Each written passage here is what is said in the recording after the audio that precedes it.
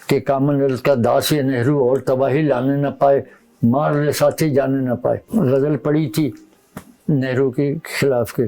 مجروح سلطان پوری کے وارنٹ نکلے تھے گرفتاری کے، اور وہ روپوٹ سے، اور ایک مشاعرے کا اعلان ہوا کہ اس میں مجروح سلطان پوری آئیں گے۔ مجروح غزل پڑھ رہے تھے، غزل پڑھنے تک، مشاعرہ ہونے تک، اور وہاں اس کا سی آئی ڈی کا سربراہ شیخ نام کا ایک شخص تھا۔ تو جب وہ مشاعرہ ختم ہوا اور نہرو وہ مجروح اسٹیج سے اترنے لگے تو شیخ نے جا کے ہاتھ ملایا مجروح صاحب سے، کہنے لگا آج چلیے۔ ہاں کہنے میں تیار ہوں۔ یعنی کسی فرد کو اس کے رتبے کے مطابق اس کو یہ دینا اور اس کو یہ کرنا، وہ ایک سول سوسائٹی کے ایک معمولی آدمی کو بھی ان لوگوں نے سکھایا تھا کہ کیسے کیا جائے۔ کچھ انگریز ضعیف غریب وہ باہر دروازے میں بیٹھے رہتے تھے، کیونکہ وہاں بمبئی تو انگریزوں کی پرانی آبادی تھی، وہ بیٹھے رہتے تھے کہ کوئی شراب پی کے نکلنے والا، کوئی تھوڑی سی شراب دیتے گئے۔ تو آتے جاتے ہم اس کو، جب اس دن ہم گئے کارخانے میں تو پتہ چلا کہ ان سب کو مار دیا گیا، ان انگریزوں کو۔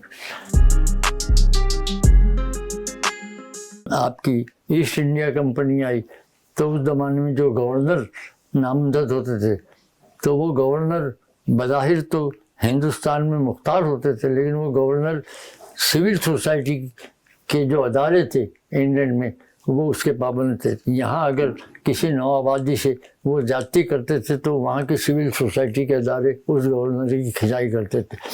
تو سول سوسائٹی کا بننا یہ معاشرے کے لیے میں سمجھتا ہوں بہت ضروری ہے۔ بمبئی میں آپ کہہ رہے ہیں کہ تعلیم جو حاصل کی ہم نے، تو وہ ابتدائی تعلیم نے ہماری رہنمائی کی، اور اس نے ہمیں یہ بتلایا کہ آپ بغیر تاریخ کے، بغیر جغرافیہ کے، بغیر سوشل سائنسز کے، بغیر شریعت کے، وہاں ایک یہ پڑھایا جاتا تھا کہ روڈ پہ چلنا ہے تو آپ کو دائیں جانب چلنا ہے، گاڑی لے کے چلنا ہے تو بائیں جانب چلنا ہے، سگنل ایسا ہوتا ہے، سگریٹ نہیں پینا ہے، اور کہاں آپ کو گندگی کرنی ہے کہاں نہیں کرنا، اور کوئی بھی اگر راستے میں بیٹھ کے اگر گندگی کر لے، پیشاب کر لے، یہ کر لے تو اس کا چالان ہوتا تھا۔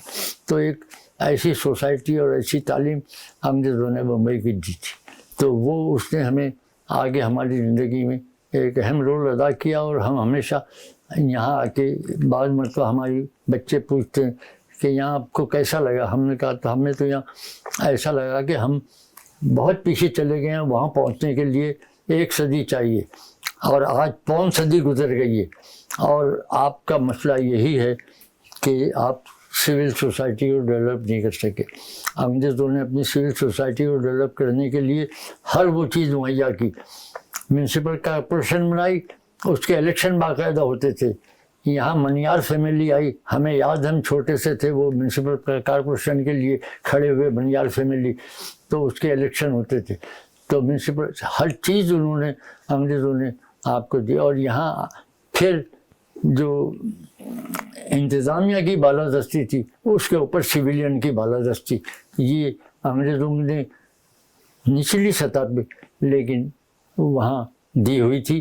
اور کوئی بھی چیز، ہم آپ کو ایک واقعہ سنائیں کہ ایک مجروح سلطان پوری کے وارنٹ نکلے تھے گرفتاری کے، اور وہ روپوٹ سے، اور ایک مشاعرے کا اعلان ہوا کہ اس میں مجروح سلطان پوری آئیں گے، اور وہاں پولیس کو مرانجی دیسائی اس وقت صوبے کے وزیر اعلیٰ تھے، 47 میں جب آزاد ہوا جب کی بات، تو نہرو نے غزل پڑھی تھی نہرو کے خلاف کے کہ کامن ویلتھ کا داس یہ نہرو اور تباہی لانے نہ پائے، مارنے ساتھی جانے نہ پائے۔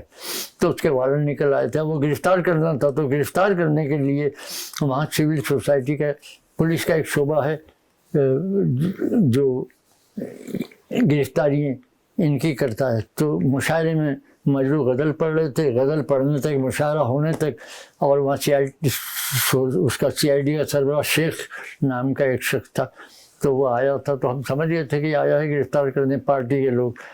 تو جب وہ مشاعرہ ختم ہوا اور نہرو وہ مجروح اسٹیج سے اترنے لگے تو شیخ نے جا کے ہاتھ ملایا مجروح صاحب سے، کہنے لگا آج چلیے۔ ہاں کہنے میں تیار ہوں۔ یعنی کسی فرد کو اس کے رتبے کے مطابق اس کو یہ دینا اور اس کو یہ کرنا، وہ ایک سول سوسائٹی کے ایک معمولی آدمی کو بھی ان لوگوں نے سکھایا تھا کہ کیسے کیا جائے۔ اپنے جو اساتذہ ہیں جو اسکول کے، ان میں سے کسی کا نام آپ کو یاد ہے؟ اسکول میں جی جو آپ کے اساتذہ جو آپ کو ٹیچر پڑھاتے تھے کسی کا نام یاد ہے؟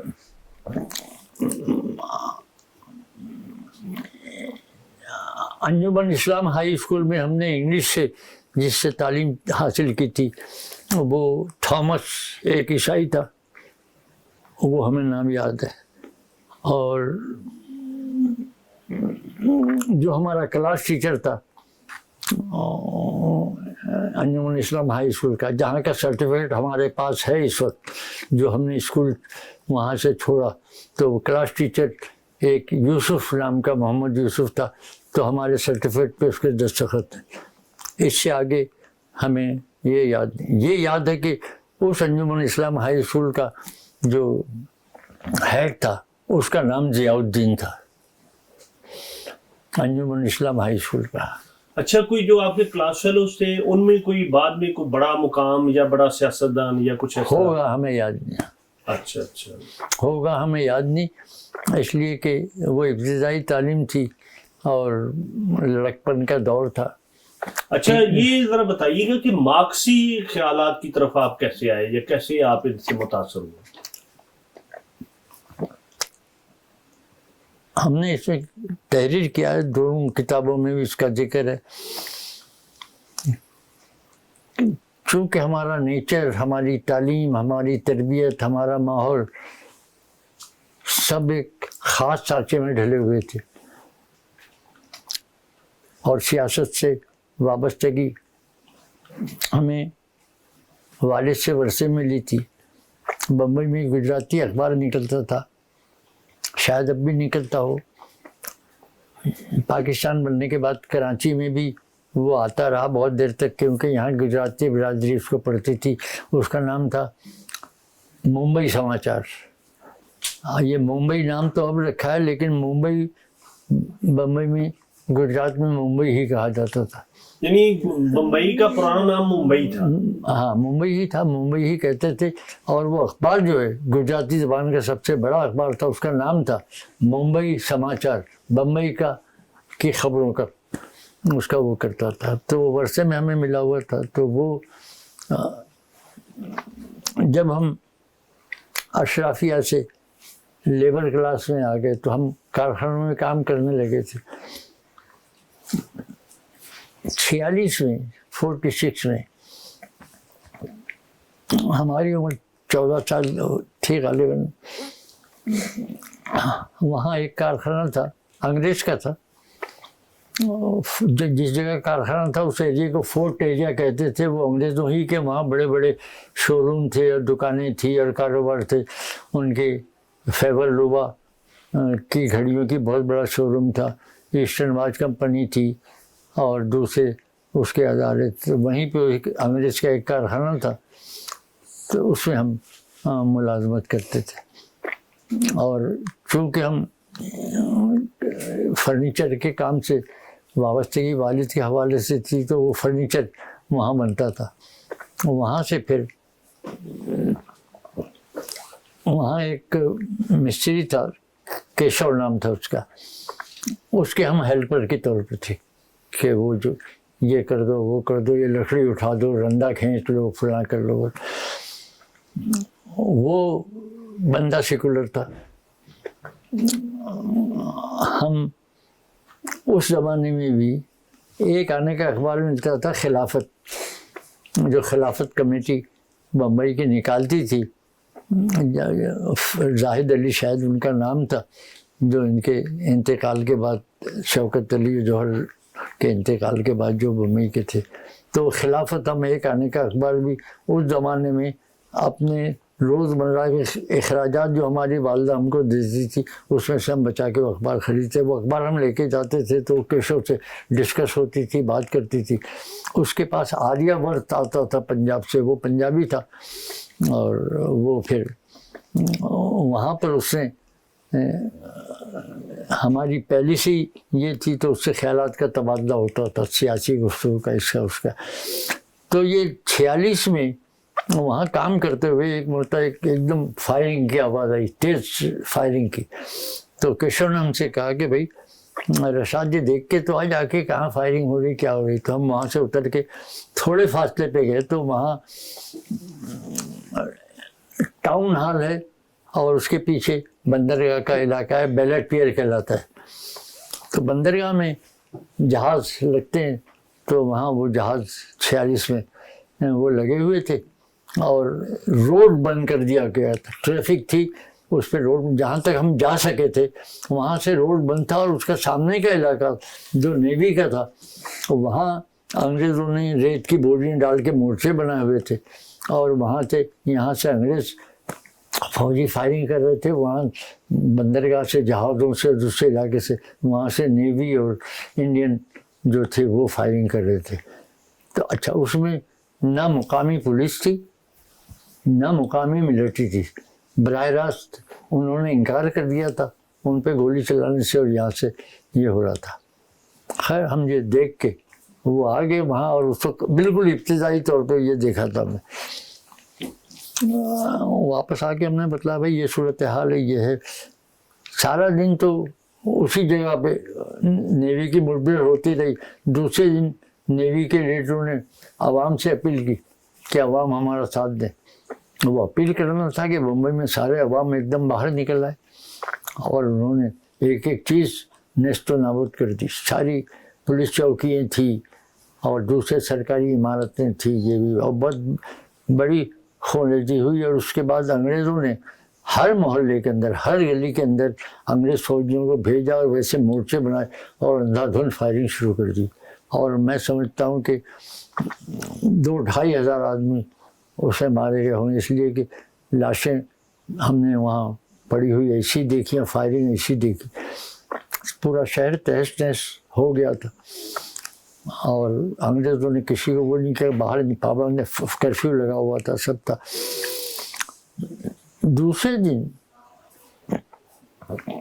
जरा थोड़ा सुकून हुआ तो हम भी अपने कारखाने में गए। तो कारखाने में, जहाँ हम कारखाना था तो उसके साथ में एक शराब खाना था जिसमें देसी शराब खाना, तो वो वहाँ कुछ अंग्रेज़ ज़ईफ़ गरीब वो बाहर दरवाजे में बैठे रहते थे, क्योंकि वहाँ बम्बई तो अंग्रेज़ों की पुरानी आबादी थी। वो बैठे रहते थे कि कोई शराब पी के निकलने वाला कोई थोड़ी सी शराब दे देगा या कोई मच्छी का टुकड़ा या गोश्त का टुकड़ा दे देगा खा ले, तो वो बैठे रहते थे। तो वो आते जाते हम उसको, जब उस दिन हम गए कारखाने में तो पता चला कि उन सबको मार दिया गया, उन अंग्रेज़ों को।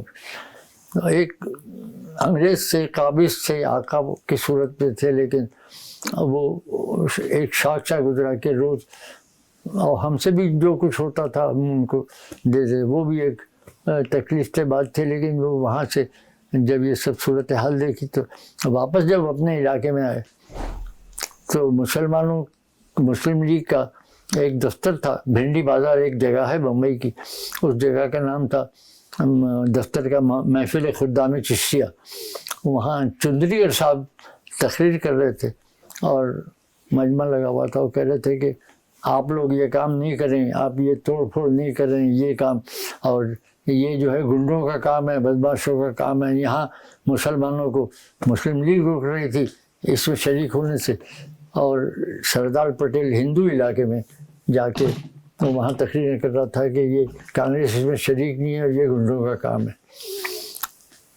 और वहीं भिंडी बाज़ार के चौकी पे एक पब्लिशर थे, सुल्तान पब्लिशर के नाम से, जो बाद में इधर कराची में आ गए थे। तो उनका अखबार शाहिद निकलता था, वहाँ ये सब अदीब भी बैठे होते थे। तो शायद वहाँ कृष्ण बैठे हों, कृष्णचंद्र। तो उन्होंने बाद में इस वाक़ये के ऊपर एक अफसाना भी लिखा है कृष्ण, जिसका उन्होंने है 3 गुंडे। अच्छा, ये जब हमने देखा तो ये क्या सूरत हाल है, हमने कहा कि असल तो ये है कि आपकी ग़ुलामी के ख़िलाफ़ लड़ रहे हैं, जद्दोजहद कर रहे हैं। इससे पहले भी हमने बम्बई में ऐसे देखे थे अंग्रेज़ों के ख़िलाफ़ जलसे जुलूस जो कांग्रेस निकालती थी। मुस्लिम लीग का अंग्रेज़ों के ख़िलाफ़ कोई जलसा जुलूस हमें याद नहीं है। ये तो कहते थे कि बटेगा हिंदुस्तान और ये होगा वो होगा, लेकिन अंग्रेज़ों के ख़िलाफ़ को तो वो वहाँ पर जब ये हमने देखा तो वो फिर एक वाज़े खलीज नज़र आई। दूसरे दिन फिर तो आप कहते कम्युनिस्टों से वाबस्तगी कैसे हुई? तो दूसरे दिन वहाँ भिंडी बाज़ार पे हमने देखा कि अखबार बेचते हुए कुछ बंदे थे जो अखबार फरोश नहीं थे, और वो कम्युनिस्ट पार्टी का अखबार बेच रहे थे, नया ज़माना। और उसमें उन्होंने कहा था कि ये लड़ाई असल लड़ाई है और कम्युनिस्ट पार्टी पूरे बड़े सगीर में इसकी हिमायत करती है, क्योंकि नेवी की बगावत बम्बई के अलावा कराची, विजयगापट्टनम और कोचीन वगैरह में भी फ़ौज ने एकदम इंडियन फ़ौज ने बगावत कर दी थी। तो उसमें जो लोग थे, उसमें ख़ास नाम जो मुख्तलिफ यूनियन के सदर और ये थे, सैयद मोहम्मद मेहंदी एक उर्दू अदब का और सहाफ़त का नाम है, और जिसका ख़ानदान आज भी यहाँ बाएँ बाजू को वो कर रहा है, आलिया इमाम है, मज़हर अब्बास वगैरह। सैयद मोहम्मद मेहंदी वो अखबार के एडिटरों में भी थे और वो बेचने वालों में भी वो शामिल थे। तो उनके हाथ से हमने पहला अखबार कम्युनिस्ट पार्टी का ख़रीदा, जो 14 साल की उम्र थी, और हम वहीं पढ़ के खबरें पढ़ रहे थे खड़े होकर यूँ बड़े इन्माक से। तो उन्होंने देखा कि लड़का खड़े होकर इतनी उम्र में इतनी इन्माक से पढ़ रहा था, तो करीब आके उन्होंने बात की और उन्होंने कहा कि इसके बारे में और भी मालूम करना हो तो इसी से थोड़ा आगे आप बढ़ जाएं, सेंडर्स रोड पे कम्युनिस्ट पार्टी का दफ्तर है और वहाँ आपको किताबें और ये मिल जाएगी। और उसके हवाले से हम कम्युनिस्ट पार्टी के दफ्तर में पहुँचे, और फिर वहाँ से दूसरे उनके अदारे थे, लाइब्रेरी थी, फिर वहाँ से हम किताबें हासिल करते रहे और ये पढ़ते। तो ये पहला वास्ता जो आपने पूछा वो हमने बतला दिया।